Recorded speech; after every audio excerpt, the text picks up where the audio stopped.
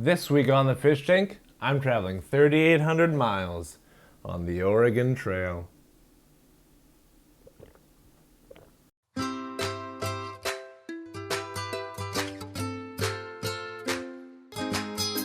Hey everyone, I'm Garrett Hallfish, and this week I am actually currently on the road to Oregon. I'm driving across America, about 3,800 miles. It's gonna be a long drive, hopefully a fun one, but I am moving to the West Coast. So that is why this is not very topical. If anything happened this week crazy, I'm sorry, I don't know about it yet. But what I am gonna talk about in my own hype for moving to Oregon, I would like to talk about games that take place in Oregon and that have helped me get excited for it. So, first off, I want to talk about a little gem that you may have already heard about that came out 2 years ago, Gone Home. The reason it's still relevant today is that it's actually coming out soon, I believe, sometime this year, for PS4. But that was a phenomenal game. I'm a huge fan of games with story and just allow you to explore the area. And what Gone Home is basically about, it's basically just you walk through this house, you can pick up objects, and you just absorb the story. And it was so beautifully told. This one takes place in Portland, Oregon, and you play as Caitlin, a girl who's just come home, I believe from college, or some long trip. And you come home, you're supposed to be meeting with your family, but your parents aren't there, your sister isn't there, and like it kind of has this feeling like it's a horror game, but it's not. But like there's this creepiness to it, and you're trying to like figure out what's going on. And so just by picking up objects around the house, looking at notes and stuff, you uncover more and more of your sister Samantha's story, and you hear about like her friendship with Lonnie, and it's beautifully told. It's some of the most natural storytelling I've ever heard in a game. I mean, whoever played Samantha is fantastic because it's just such an honest story. It seems really relatable. It seems like something that could actually happen. And you find out more and more about why she's not there. I don't want to spoil it for you. It's just a great game to absorb. And you can finish it in like 2 or 3 hours. I really enjoyed it. But then you also find out like why her parents aren't there, and like they seem to have some trouble, and you find out what that's all about.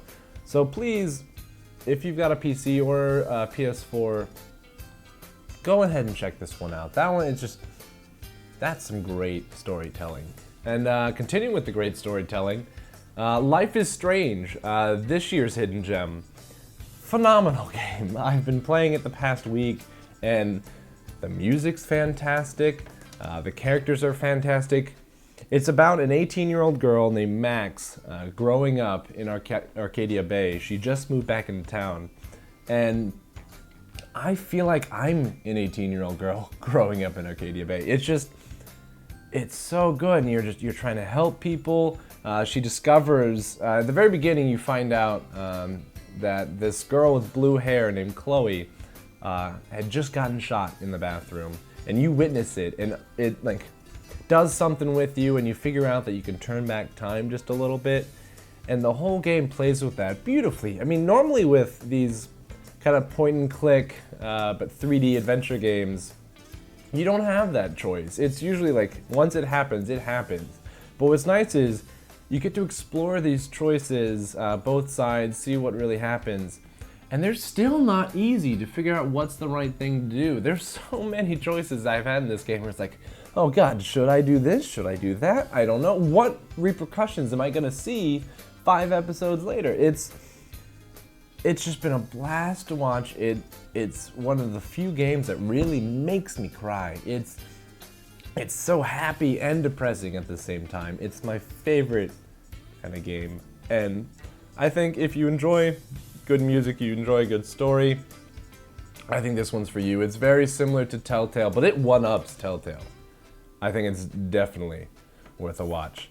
While you're playing Life is Strange, if you have a chance and you come across one of those spots that you can just sit down, go ahead and take that, because those moments when she's just sitting down and thinking about what's going on, taking it all in, they're fantastic because you realize this is not easy for her. She's struggling with like discovery of these powers, just growing up.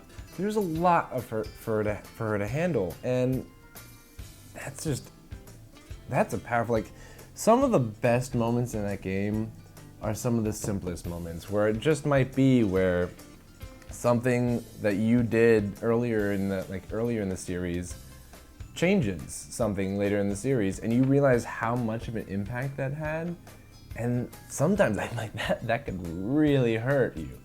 And that's just a game that I think everyone should go through. It's one where you should read everything you can, because every little side detail matters in this, and it really makes you believe that she is this 18-year-old girl going through this troubling moment in her life. Then you have Infamous Second Son, which I know, it doesn't take place in Oregon. It takes place in Seattle.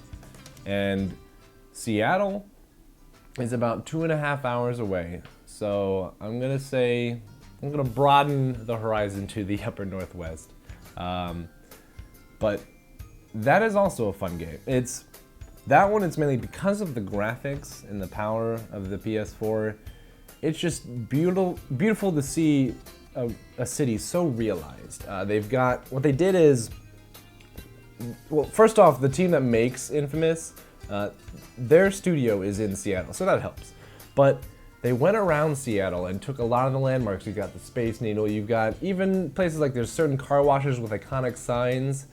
They just went around there and they found places that they thought this is what shows what Seattle is.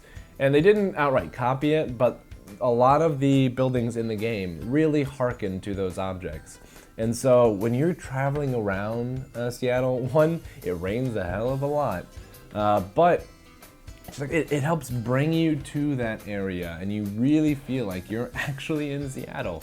And that's a hell of a feat. So I had a blast in that. And then the game is just fun to play because it's about Delsin Rowe, who is a special conduit who can absorb other conduits' powers.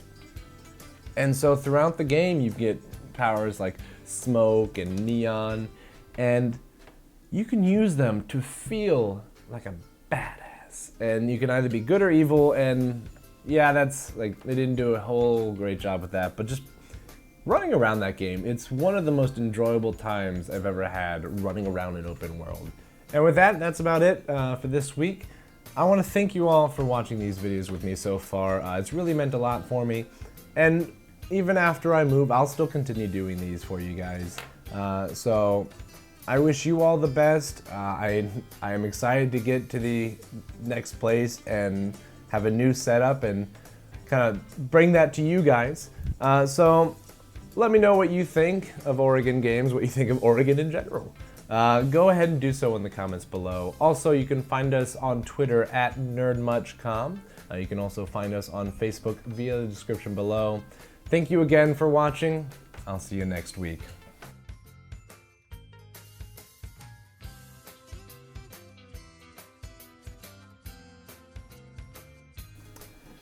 Now you may be wondering why I didn't talk about the Oregon Trail. And that's for one simple reason, because the Oregon Trail does not take place in Oregon because no one makes it over to the end of that game. Everyone dies of dysentery.